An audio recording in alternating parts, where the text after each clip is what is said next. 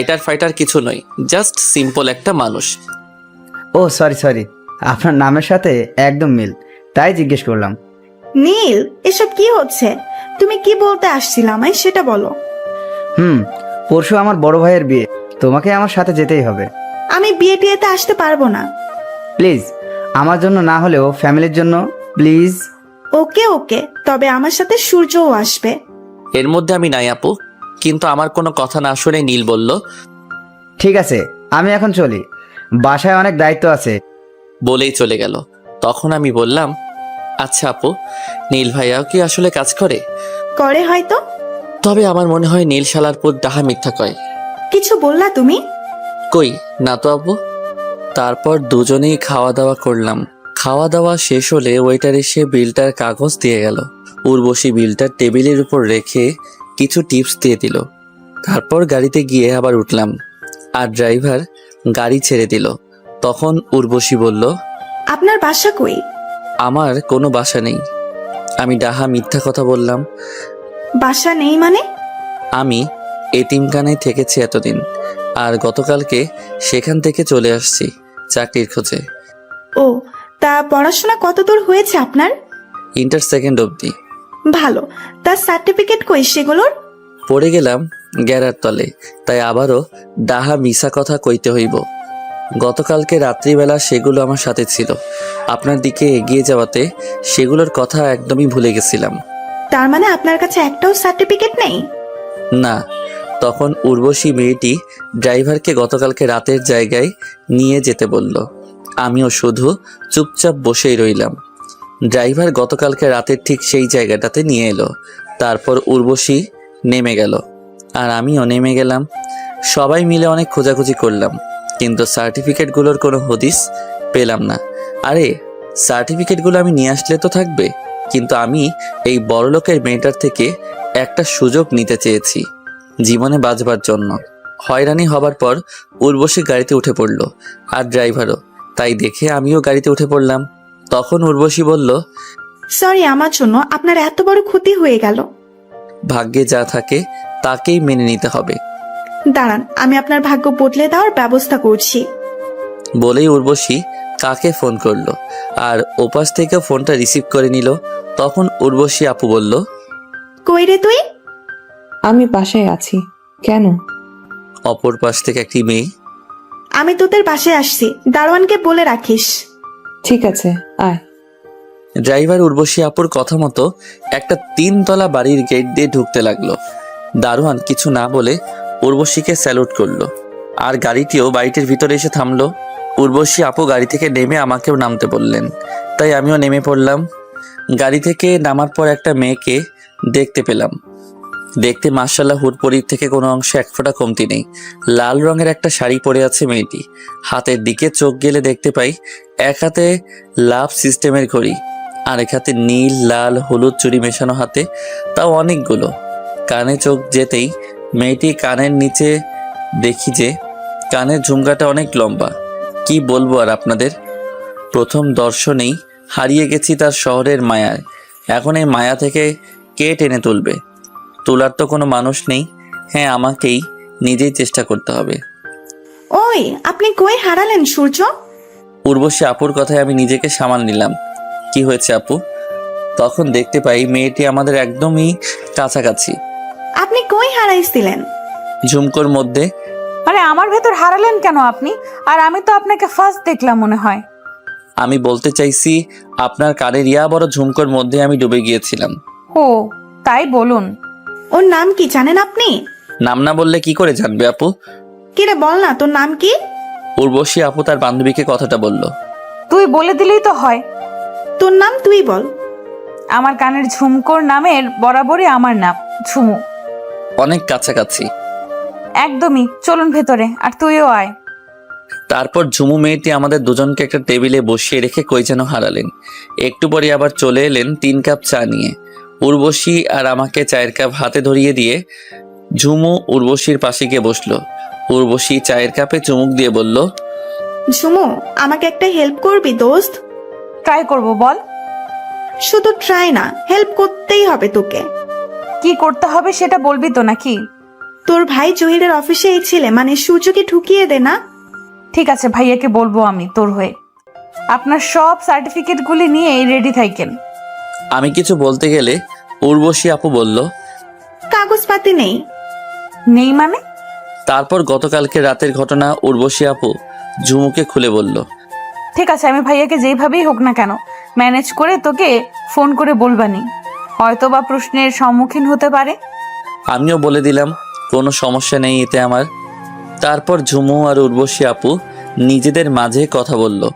আমি বেচারার মতো বসে থাকলাম। কথা বলা বলি শেষ হলে ঝুমুর থেকে বিদায় নিয়ে আবারও গাড়িতে গিয়ে বসলাম। ড্রাইভার গাড়িটা চালাতে লাগলো।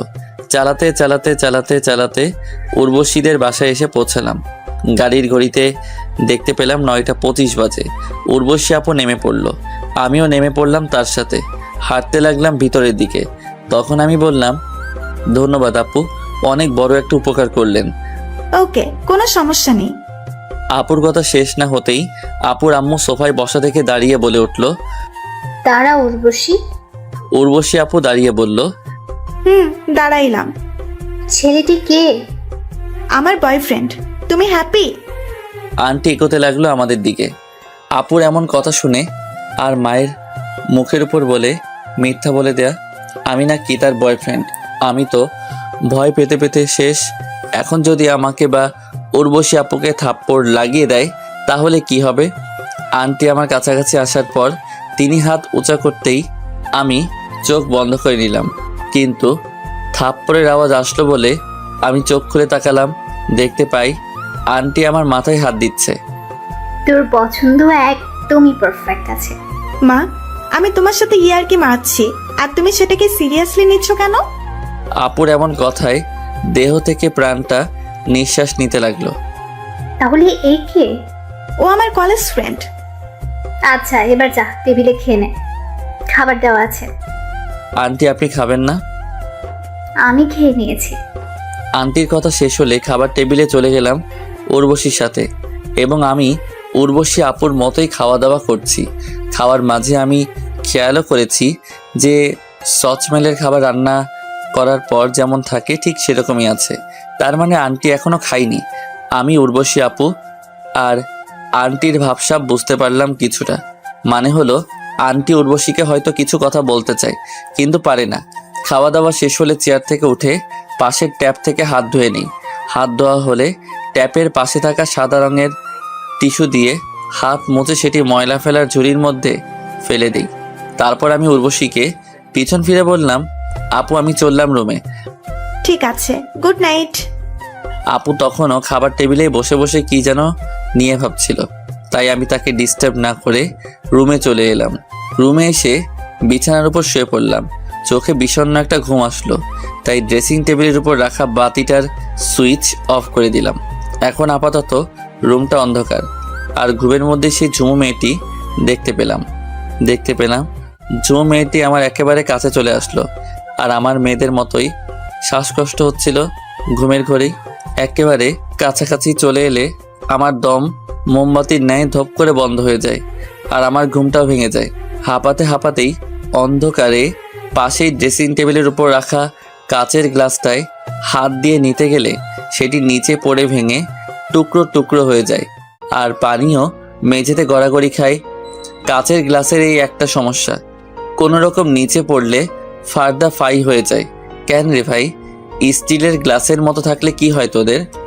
বাড়িওয়ালার কাছে কোনো প্রবলেম নেই, কিন্তু এত রাতে ঘুমাবো নাকি কিভাবে গ্লাসের টুকরোগুলো তুলবো? এতে তো পানিও খেতে পারলাম না।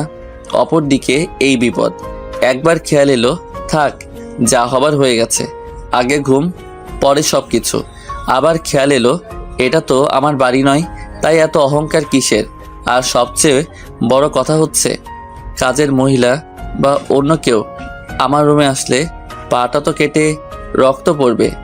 এই ভাবনা চলে এলে আমি ড্রেসিং টেবিলটার লাইটটা অন করে বিছানাটা ছেড়ে নেমে গ্লাস ভাঙার পাশ কাটিয়ে বাথরুমে চলে আসি এবং আপুর সেই শপিংয়ের ব্যাগগুলো নিয়ে আসি। সেখান থেকে ফ্রোমের মতো বের করলাম, সেটা দিয়ে পরিষ্কার করতে লাগলাম মেঝে। পরিষ্কার করা শেষ প্রান্তে চলে এলে ছোট্ট একটা কাঁচের টুকরে হাত কেটে গেল। তারপর আমি সেগুলো পরিষ্কার করে রুমের বাহিরের ময়লা ঝুড়িটিতে ফেলে চলে আসলাম রুমে এসে বাথরুমে গিয়ে রক্তমাখা হাতটা ধুয়ে টিস্যু পেঁচিয়ে বিছানার উপর এসে বসে পড়লাম। রক্ত পড়া বন্ধ হলে শুয়ে পড়লাম আর ঘুমিয়েও পড়লাম আর হারিয়ে গেলাম ঘুমের রাজ্যে।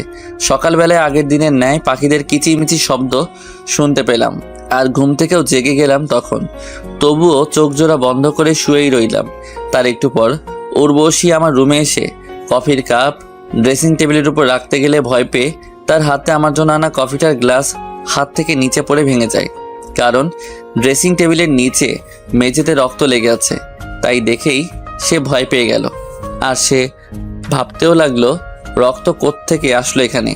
আর তখন আমিও চোখ খুলে বিছানার উপর বসে পড়ি আর দেখি উর্বশী আপু দাঁড়িয়ে আছে আর তার পায়ের থেকে অল্প দূরেই কাপটা চুরচুর হয়ে ভেঙে আছে। আমি বসে পড়লে তখন উর্বশী আপু দেখতে পেল আমার হাতেও রক্ত লেগে আছে। তখন তিনি বললেন, মেঝেতে আর আপনার হাতে কিসের রক্ত এগুলো? আমি আপুকে গতকাল রাতের অন্ধকারে গ্লাস ভেঙে ফেলার কথা বললাম। সব শুনে তিনি বললেন, আমাকে বা কাজের মহিলা খালাকেও জানাতে পারতেন, শুধু শুধু আপনি নিজের হাত কেটে ফেললেন। নিজের ভুল নিজেকে শুধরানোই বেটার। সেটা ঠিক, তাই বলে হাত কেটে নেবেন? দেখি তো কতখানি কেটে গেছে। উর্বশী ঝুঁকে আমার হাতটা তার হাতের মাঝে নিয়ে দেখতে লাগলো, ঠিক আমার আপন বোন সাবিহার মতোই। ভালো করে দেখে তিনি বললেন, অনেকখানি কেটে গেছে, আপনি একটু বসুন, আমি গিয়ে আম্মুর রুম থেকে ব্যান্ডেজ করার মতো কিছু পাই কিনা। তারপর চলে গেল সে। আর কিছুটা সময় পর চলে এলো একটা ছোট্ট বক্স নিয়ে।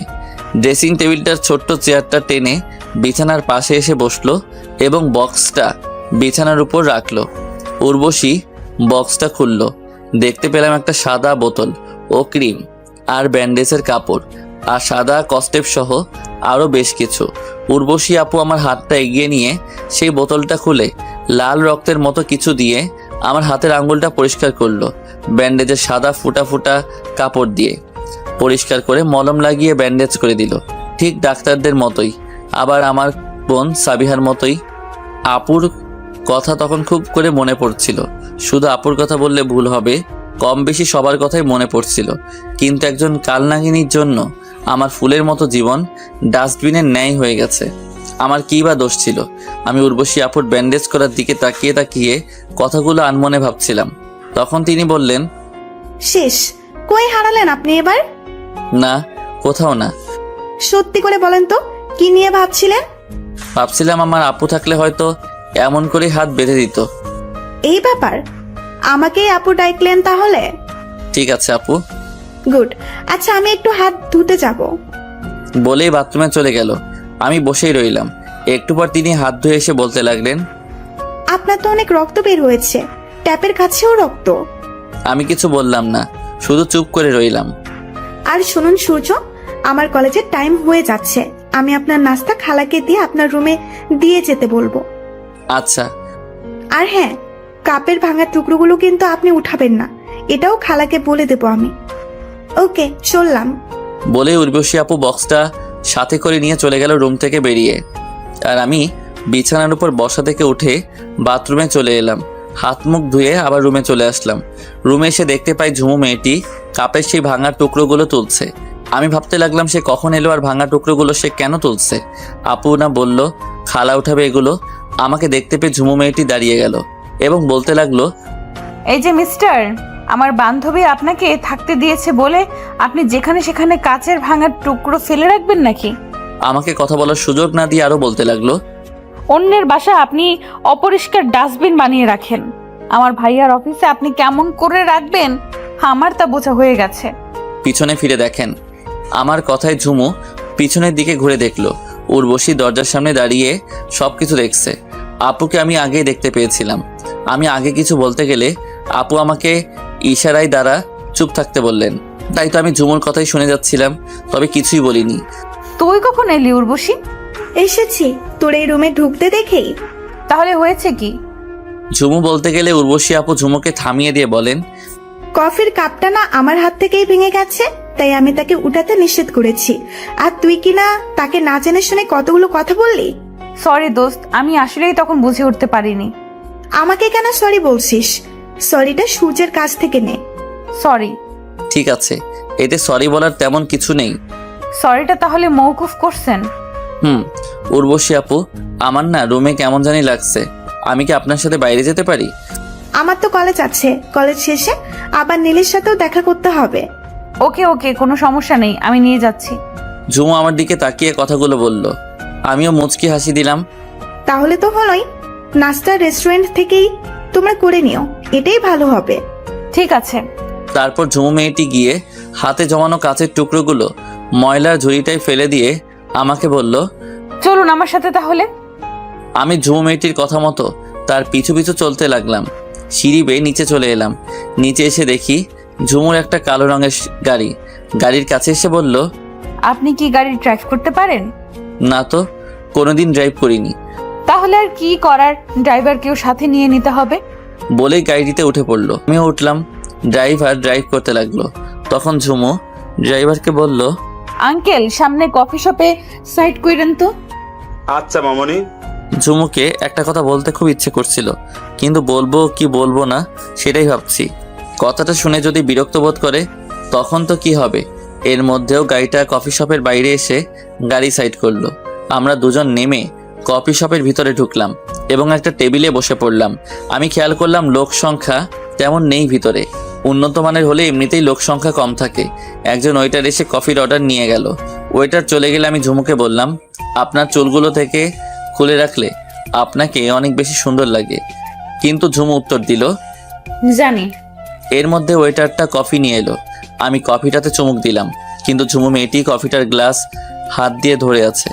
আমি সেদিকে তাকিয়েছি বলে ঝুমু বলল, 1 সেকেন্ড। আর একটু পরেই ঝুমু তার চুলগুলো ছেড়ে দিয়ে ওয়াশরুম থেকে বেরিয়ে এলো। আমি তার দেখা মাত্রই চেয়ার থেকে দাঁড়িয়ে গেলাম, কারণ ঝুমুকে যতই দেখছি ততই ভালো লাগছে আমার। রীতিমতো ঝুমু আমার কাছাকাছি চলে এলো এবং বলল, কি ব্যাপার, দাঁড়িয়ে গেলেন যে? আমি ঝুমুর কথায় বসে পড়লাম। সেও বসে পড়ল আমার সামনের চেয়ারে এবং কফিটা খেতে লাগলো। ঝুমুর কফি খাওয়া দেখে তো আমি অবাক, কারণ সে চামচ দিয়ে তুলে তুলে কফি খাচ্ছে। আমি সেদিকে অপলক তাকিয়ে আছি। তখন ঝুমু খেয়াল করলো যে আমি তার দিকে তাকিয়ে আছি। সে বলল, এই যে মিস্টার, তাকিয়েছেন কেন? আপনার হাবভাব কিন্তু ভালো লাগছে না আমার। একটা কথা জিজ্ঞেস করি? আমি প্রেম করি কি না তাই জিজ্ঞেস করবেন, তাই না? সুন্দরী মেয়েদের এই একটা বদভ্যাস, কিছু জিজ্ঞেস করতে চাইলেই তারা বাল পাকনামি করে নিজে রিলেশন করে কিনা বুঝে। কি জিজ্ঞেস করব সেটা নিজেও জানে না, তবুও। না। তাহলে করুন জিজ্ঞেস। আপনি চামচ দিয়ে তুলে তুলে কফি খাচ্ছেন কেন? ও, এই ব্যাপার। আসলে আমার ছোট থাকতে কফি খেতে গিয়ে জিহ্বা পুড়ে যায়, তাই আমি চামচ দিয়েই কফি খাই সবসময়। ও, শুনুন। বলুন। তখন ঝুমু তার কাঁধের ছোট ব্যাগটা তার কোলে রেখে ব্যাগটার চেইন খুলে একটা কার্ড আমার হাতে ধরিয়ে দিয়ে বলল, আমার বড় ভাইয়া আপনাকে তার অফিসে দেখা করতে বলেছেন, এই নিন ভিজিটিং কার্ড। আমি ভিজিটিং কার্ডটা হাতে নিয়ে বললাম, ধন্যবাদ আপনাকে অসংখ্য। ওকে, ঠিক আছে। আমরা কি বন্ধু হতে পারি? আমার এমন কথায় ঝুমু মেয়েটি আমার দিকে কেমন দৃষ্টি করে তাকিয়ে আছে তা আমি বুঝতে পারলাম না। কি হলো বলুন? বন্ধুর সম্পর্কটা কখনো বলে কয়ে হয় না, বরং আপনা আপনি থেকেই হয়ে যায়। তার মানে হতে পারি না? বললাম তো, এইভাবে বলে হয় না বন্ধুত্ব সম্পর্ক। তারপর আমি আর কথা বাড়ালাম না। কফিটা শেষ করে বসে রইলাম এই আশায়। ঝুমুর কফি খাওয়াটা দেখছিলাম। তারও খাওয়া শেষ হলো। কফির বিলটা টেবিলের উপর রেখে দিয়ে উঠে পড়লো ঝুমু, তাই আমিও উঠে পড়লাম। তারপর দুজনে গাড়িতে গিয়ে বসলাম। ড্রাইভার আঙ্কেল গাড়িটা ছেড়ে দিল। আমি গাড়ির ভেতরে গিয়েও কোনো কথা বলছি না, শুধুই চুপচাপ বসে আছি। তাই ঝুমু মেয়েটি বলল, আচ্ছা, বন্ধু হতে পারেন। আমি ঝুমুর দিকে তাকিয়ে এবার একটু হাসি দিলাম। ড্রাইভার আঙ্কেল গাড়িটা চালিয়ে চালিয়ে একটা কলেজের সামনে নিয়ে এলো। তখন ঝুমু তাকে থামাতে বলল গাড়িটা। ড্রাইভারও থামিয়ে দিল। তারপর সে নেমে গেল। আমিও নেমে গেলাম। নেমেই ঝুমুর দিকে প্রশ্ন ছুড়ে দিলাম, এখানে কেন আসলাম আমরা? কারণ এটা আমার কলেজ। আমি ভালো করে লক্ষ্য করলাম কলেজটাকে। কলেজটা সাধারণত অনেক জায়গা নিয়ে অবস্থিত। 4 তলা কলেজ। আর এখন কলেজের মাঠের কাছাকাছি রাস্তায় আমরা দাঁড়িয়ে আছি। আর কলেজের সাথে একটা মসজিদ, অনেক সুন্দর একটা মসজিদ, দেখলেই চোখ জুড়িয়ে যায়। তখন আমি ঝুমুর সামনাসামনি হয়ে বললাম, অসম্ভব ধন্যবাদ আপনাকে আমাকে এমন একটা জায়গায় নিয়ে আসার জন্য। ওয়ে, এখন আমরা বন্ধু, তো আমাদের মাঝে এখন আর আপনি সাপনি চলবে না। তাহলে আমি আপনাকে তুমি করে বলি? ঠিক আছে, তা আপনার জায়গাটা খুব পছন্দ হয়েছে বুঝি? খুব। তবে তুমি আমায় আপনি বলে ডাকতে না বলে নিজেই আপনি করে বলছেন। হ্যাঁ, আমি তুমি বলতে পারবো না, তাই আপনি করেই বলবো। আচ্ছা, আর কি করারই বা। তারপর আবার